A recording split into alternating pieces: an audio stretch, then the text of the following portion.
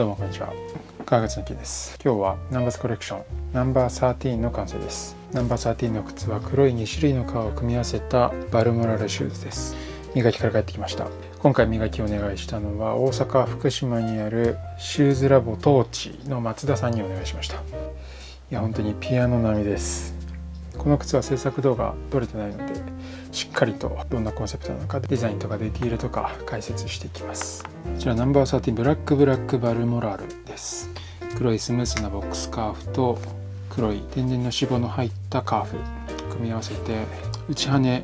そしてここが伸びているロングバンプタイプのオックスフォードシューズで作りました。ナンバー7は外羽のロングバンプ、このナンバー13は内羽のロングバンプになっています。そしてロングバンプ部分、ここにこう少し下がるような曲線的なラインを入れてます。内側も同じライン取りなんですけど、かかとが前に覆いかぶさるようにしてここで革ついでますね。この靴はここで革1枚2枚3枚という黒いボックスカーフがぐるっと巻いている形状になってます。この黒のボックスカーフはイタリアイルチアのもの、そしてこっちの下側の方は島田悟製革状のオイルカーフです。以前この革を使って黒いダービー制作したんですが、とっても質が良くてカーフなんですが結構厚みがあり、そして柔らかいながらもコシがあるみたいなそういう質感で、またこの脂肪の具合がちょうどいいんですよね。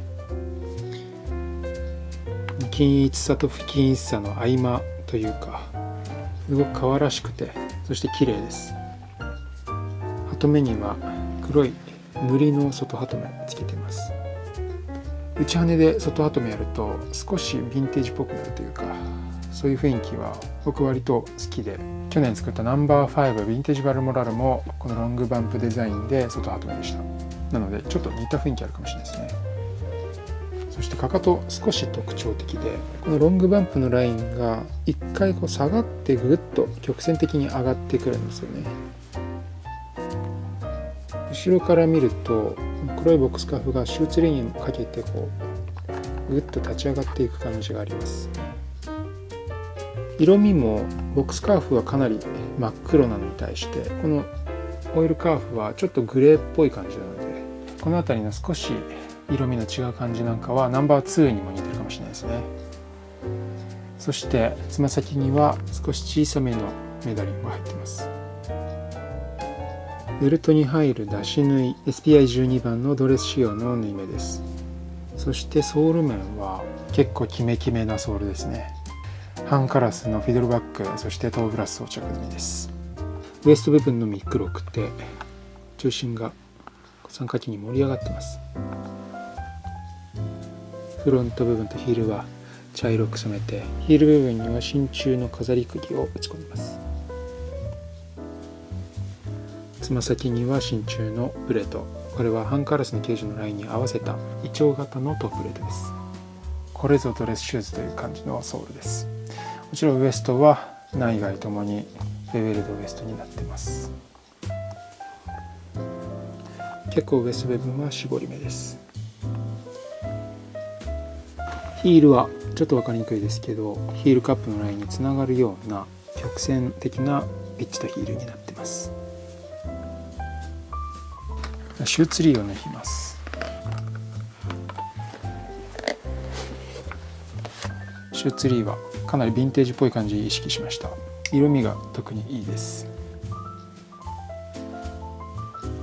そしてここアッパーに使った革と同じオイルカーフのタグついてます。このタグ一つ見ても分かるんですけど、すごく質感の高い革です。そして何といってもこれですね。今回の靴は黒と金っていうゴージャスなイメージをしながら作ったので、こうシューツリーのトップには真鍮プレートと真鍮金具磨き上げたものをつけてます。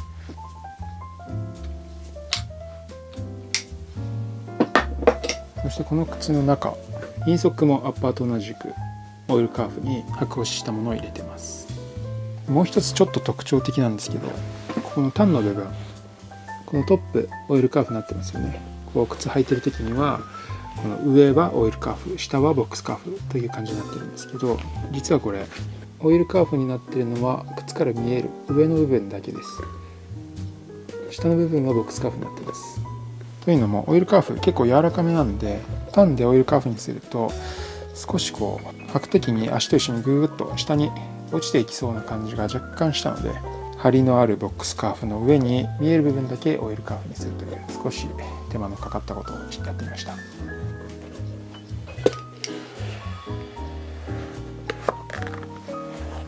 そして今回この磨き頼んだのは大阪の松田信也さんお願いしました。初めてコンタクトさせてもらったんですけど、僕の動画も見てくれたりなんかしててとても嬉しかったです。そしてこの磨きすごいですよね。もうさっきからディティールの説明してる時からもツヤツヤが止まらないんですけどもともとこのイルチアのボックスカーフちょっとマットな質感もあって、アノネの方がより光るような感じで、言ったらこのグレーの方に若干色近かったんですけど、磨きとこの光沢によってこの黒の深みの増し方がすごいです。本当ピアノ以上に光ってます。松田さんによると、この靴の曲線的なところを生かすためにツヤもそれに沿うようなものにしようということで、ワックスをのせて表面磨きをした後に一回リムーバーをその上からかけて、ちょっと磨きのツヤの角を取るみたいなイメージで、このまろやかなツヤっていうのを意識されたそうです。いや確かにまろやかなんですよね。木型自体もナンバー9のコードバンと同じ少し丸めなものを使ってますんで、アッパーのデザインと木型結構こう丸みを帯びてるんですよね。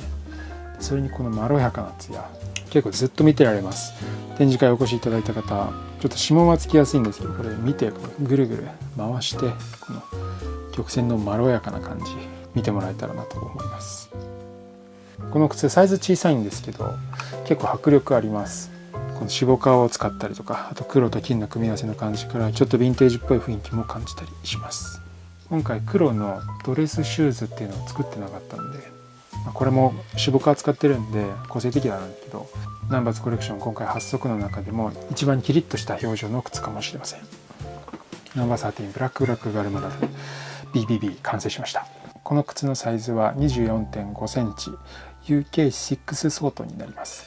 展示会ではフィッティングシューズ用意してますので、足入れしてみてサイズ感確かめてみてください。松田さん、この靴を磨いた時の様子をインスタグラムに動画で載せてくれてるので、